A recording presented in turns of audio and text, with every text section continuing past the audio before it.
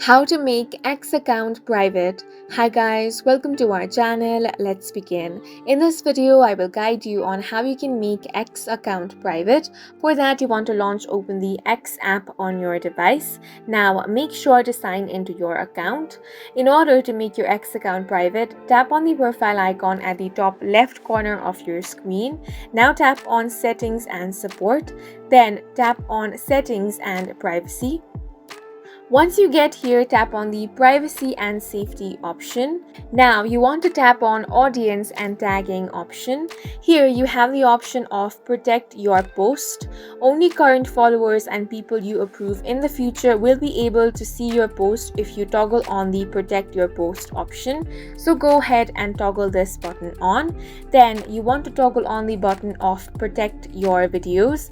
If selected, videos you post or send via DMs will not be downloadable by default. Once you toggle on both of these options, your X account will be private. And that's it for this video. If you found it helpful, please make sure to hit the like button and subscribe for more videos like this.